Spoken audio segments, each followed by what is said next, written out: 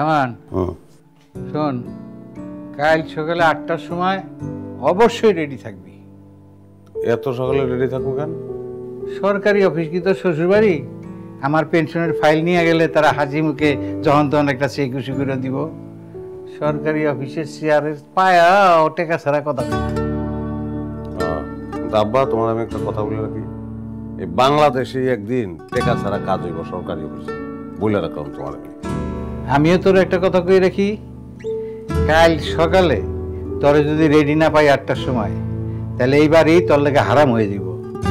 একটা অপদার্থ পয়দা দিছি আমি।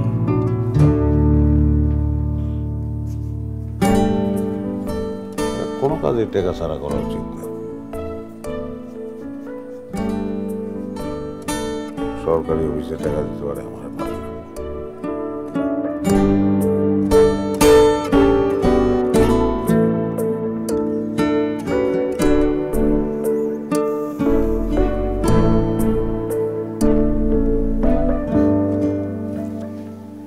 হানি সাহেব, আমাদের কোনো ফাইলপত্র আর বাকি নেই তো না? এটা কি কোন পা? এটা কি সম্ভব? ফাইলপত্র বাকি থাকলে আমরা চাকরি করে শান্তি পাবো? কি রহিম মিয়া? ফাইলপত্র তো দূরের কথা ম্যাডাম, অফিসে একটা মশা মাছিও নাই যে মারুম। কাম নাই, কাজ নাই, বসে বসে বেতন নিতে খুব কষ্ট লাগে, খুব শরম লাগে ম্যাডাম। আচ্ছা, আমরা যদি মানুষের বাসায় বাসায় গিয়ে তাদেরকে সেবা দিই, জিনিসটা কেমন হয় বলেন তো? তাহলে তাদের কষ্ট করে আর অফিসে আসতে হলো না। তাহলে তো খুবই ভালো হয় madam. Good morning sir. Good morning sir. Good morning sir. Sorry sir sir sir, এক মিনিট স্যার।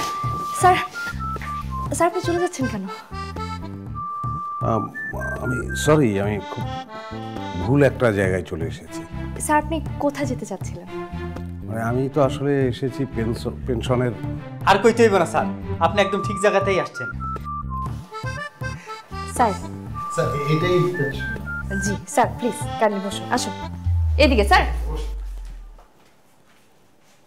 প্লিজ।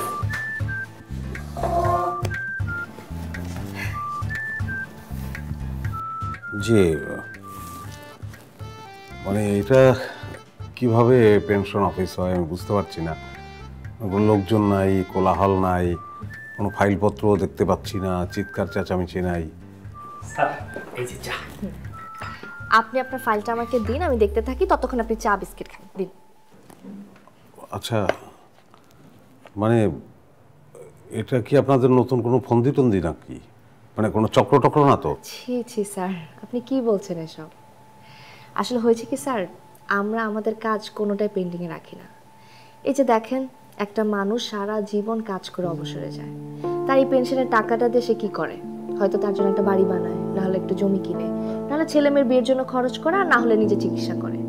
আমরা এই পেনশনের ফাইলটা স্যার 1 সেকেন্ডের জন্য আটকে রাখতে চাই না। আপনি দিন, আপনার ফাইলটা দিন। আপনি যে এতক্ষণ ধরে ওয়েট করছেন তাতেই আমি লজ্জা পাচ্ছি। দিন।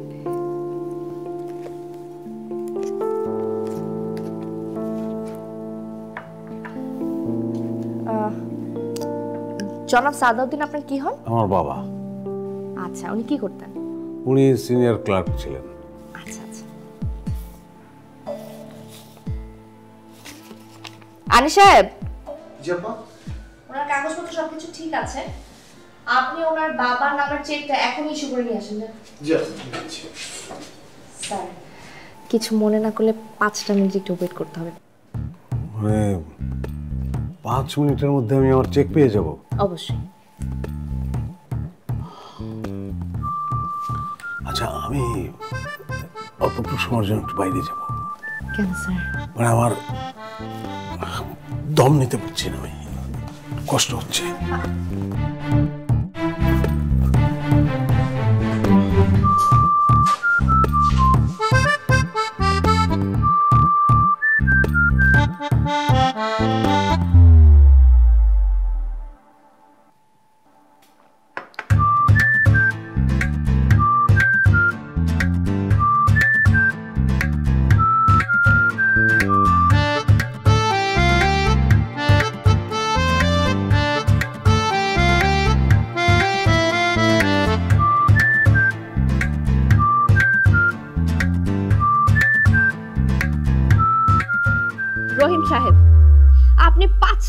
মিনিটের জন্য জামান সাহেবকে আটকে রাখতে পারেননি।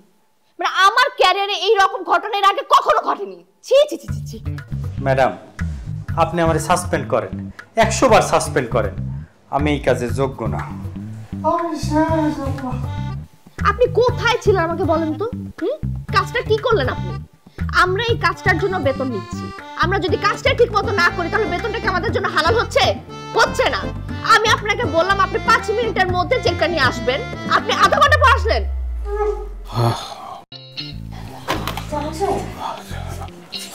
Check ready? Check ready sir. ও একদিনের মধ্যে হয়ে গেল? এটা আপনি কি বলছেন স্যার? একদিনে হয়ে গেল মানে? একদিনে কাজটা যদি না হয় তাহলে কি আমাদের চাকরিটা থাকবে বলেন? 5 মিনিটের কাজ করতে যদি আমার সারাটা দিন লাগে স্যার, আমরা বিবেকের কাছে কি জবাব দিব বলেন? আনিস সাহেব, আপনি চেকটা দেন। Thank you. আসল মনে হচ্ছে। আসুন স্যার। ওই তোর না কইছিলাম সকাল 8টার মধ্যে রেডি থাকতে, পেনশন অফিসে যাইতে হইব, ঘুমাইতেছস কেন? গেছিলাম তো। গেছিলাম মানে? কখন গেছিলি, কেমনে গেছিলি? ফাইল তো আমার কাছে। হাসস কেন? পেনশন অফিসের অবস্থা চিন্তা করে। হ্যাঁ,